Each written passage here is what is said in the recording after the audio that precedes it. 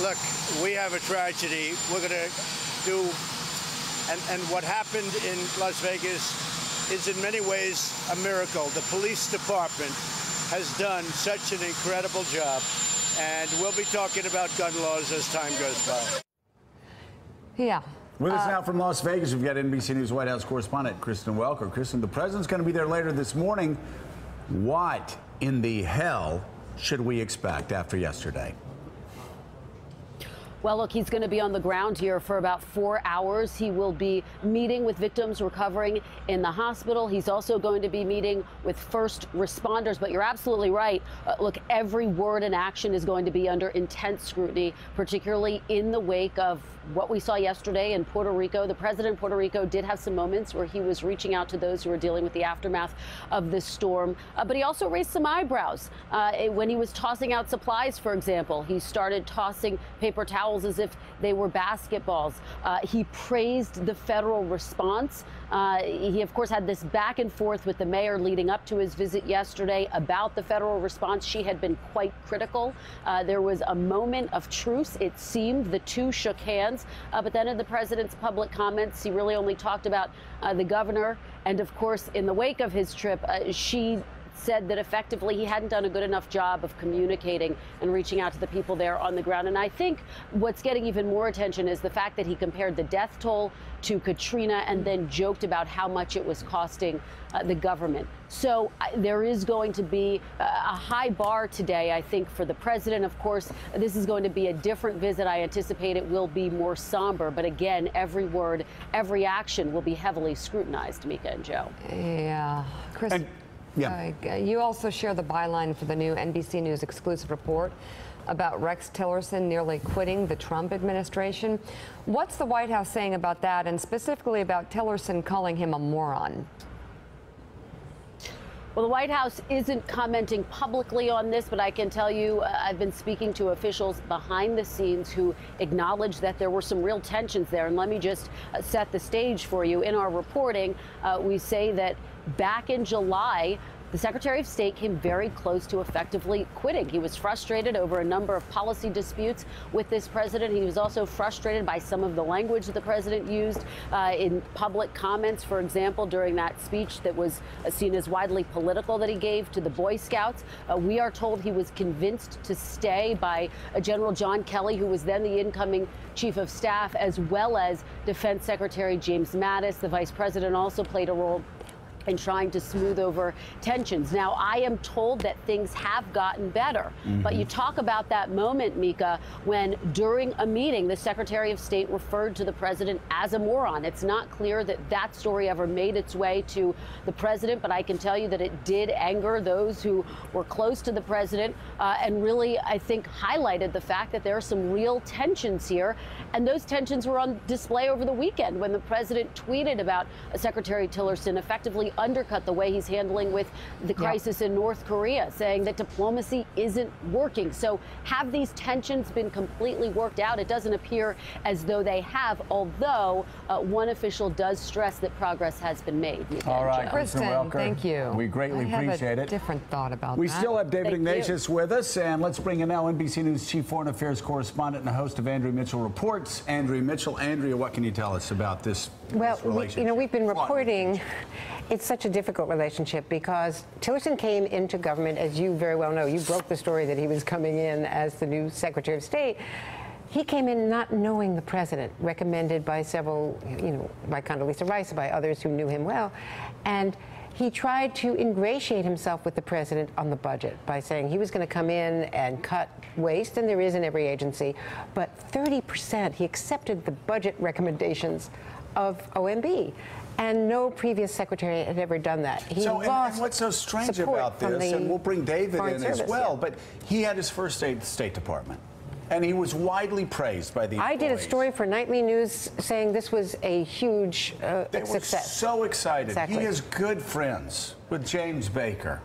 He was, as you said, recommended by Condi Rice and Bob Gates in a meeting with Donald Trump. It was mostly Bob Gates and Condi who knew him from ExxonMobil and some work they had done with the company. But what we've been tracking is over Iran, there's real tension over Iran because Tillerson kept pushing back, and when he did first recertify, as the State Department recommended, as the UN weapons inspector said, that Iran was complying with the narrow terms of the agreement, it was done at a quarter of midnight. That letter went out.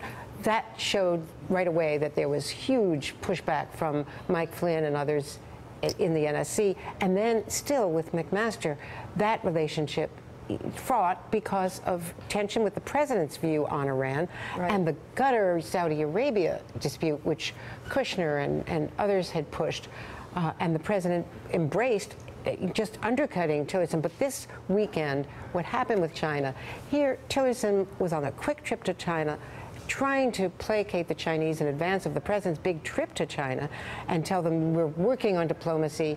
And the White House was furious that he had said that there is a back channel. I know Joe wants to get to David, but I'm just curious in the reporting of just what we know about this. When the vice president and General Kelly beckoned him to stay, was that on behalf of the president? Did the president send them to him, or did they do that themselves? They did that on their own. I mean, that was the so-called grown-ups in the room trying to persuade Tillerson that, first of all, they needed an ally. And he had worked very closely, we should say, with John Kelly when John Kelly was at Homeland Security on the immigration in Mexico part of all of this, trying to smooth over disputes and work with the Mexicans after the president's insulting phone call to Peña Nieto. So they had a bond initially, and Mattis and Tillerson were working very, very closely on all of these issues. So it was on their own behalf to try to keep things square. And now, can he afford another major departure? This would be the most high-profile one of all. It really would. David Ignatius, you have commented in last hour and also wrote about the fact that Rex Tillerson really doesn't care what official Washington thinks about him. He certainly hasn't courted the press. Just ask Andrea Mitchell. And yet, the one mystery for me has been the fact that Rex Tillerson is good friends with James Baker, just about as good as any of us have ever seen in working Washington, D.C. Condi Rice and Bob Gates recommending him for this position. And I've been wondering all these months, how does he stay in this position? How does he keep his head down when you know he's having conversations with these friends and associates? And I guess we learned in this story that perhaps it's not been as easy for him. Maybe the president wants him to leave. As we believed. You know, I can't help but think with a story like this fascinating NBC story that the knives are out, that there are people around the president who really want to send a message to Tillerson. He is a very diffident person. He comes out of running this enormous, in some ways remote corporation, ExxonMobil. He really doesn't care what members of Congress think about him, so he has not really worked the Congress well. He certainly doesn't care what journalists think about him. So as Andrea and I know, can't remember a Secretary of State who was harder to get to than this guy. Well, you know, John Kerry was really very shy when it came to cameras and reporters. I'm joking, Mr. Secretary, just joking. Go ahead, I'm sorry. You could never get John Kerry to say anything except every other half hour. Talk about different. You know, that's been part of what we assumed was that the relationship between Tillerson and Mattis was so close. I'm told that before every meeting in the situation room, the two of them figure out a common position, that would carry Tillerson through. The president understood this was his team. He was proud of his team. I assumed initially that Tillerson's statements in Beijing, where he said, you know, we have these back channels. I think he thought he was doing what the White House wanted, and it turned out he got it wrong. The White House was furious. Why didn't he clear this with us? Why did he talk to us before he made the statements? It's the kind of thing that you've been hearing. So I think we're now in a period where to stay, he's really going to have to fix this disconnect between himself and the White House, himself and Congress. They have to work at that very, very aggressively, and that's really it's not the way Tillerson's put together. We're going to go to Mike Barnicle in 1 second, but first let's go to our Donald Trump tweet desk. Willie Geist in Hong Kong monitoring that. Can we go remote to Willie right now? There's going to be a little delay. Willie. As the president watches the TV this morning, he tweets this: "Wow, so many fake news stories today. No matter what I do or say, they will not write or speak truth. The fake news media is out of control." One assumes that this story from NBC News is among those that he's criticizing today. I guess so. You know, it reminds me of when they refurbished 21. I know. Oh, wait. That's what Puerto Rico needs. That never happened. That kind of work. Okay, Yeah. I'm sorry. Go ahead, Mike. Andrea and David, the CEO aspect of Rex Tillerson is becoming increasingly obvious to a lot of people. But Andrea and David, I've been told repeatedly by several people that the real split right now, 9 months into the Trump presidency, at the top of the Trump presidency, are those who serve the country, dedicated to moving the country forward, as opposed to people who are there serving Donald Trump and his ego and his lack of ideology. That's the split at the top of the House. Well, I think it's all about loyalty. And what really upset the president so deeply was that interview when on Fox News Sunday, he was asked by Chris Wallace, what about the president's comments on Charlottesville? And Rex Tillerson said the president speaks for himself, rather than falling all over himself to try to make excuses for what the president had said. Rex Tillerson is a man of values, and nobody has been tougher on him than I in the press corps. No one has had a more difficult relationship. But you have to respect the fact that this man led a global company. He came to Washington to serve. And if he didn't get it right because he didn't understand public diplomacy and the nature of the press corps, and also the need to staff up and get people confirmed and create a team rather than the small unit he used to fly around the world with doing deals for ExxonMobil.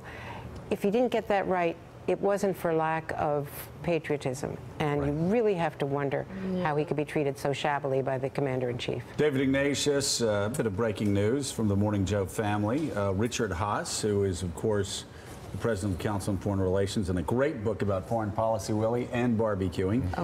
Richard Haass tweeted this at 7:33 a.m. Rex Tillerson has been dealt a bad hand by the president and has played it badly.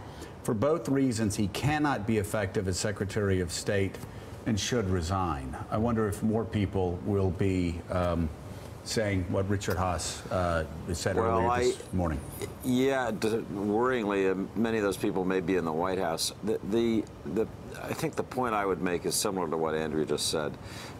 Tillerson has really not been a success in any sense in some parts of his job as Secretary of State. He just is not a communicator. But he is a smart, steady person in dealing with leaders around the world, dealing with the Putins and the Xi Jinpings of China, and even in trying to find a way to resolve this dispute with Kim Jong-un in North Korea. A government without Tillerson's steadiness and experience is going to have a difficult period, especially with so many crises going on. That's something that concerns me. I hope it concerns the president. Let me second that. Yeah. I certainly hope so. If anybody thinks this is a problem, you don't know what the replacement is. You don't know what's coming next. Yeah. I think the president, my instinct is the president wants him to leave. David Ignatius, thank you. NBC's Andrea Well, Mitchell, Mika, if you could recommend that the president fire him, then you could assure all of us that Rex Tillerson will be there for all 4 years. Yeah. Exactly. No. Job security. Exactly. Okay. No, anyhow. Thanks for checking out MSNBC on YouTube, and make sure you subscribe to stay up to date on the day's biggest stories. And you can click on any of the videos around us to watch more from Morning Joe and MSNBC. Thanks so much for watching.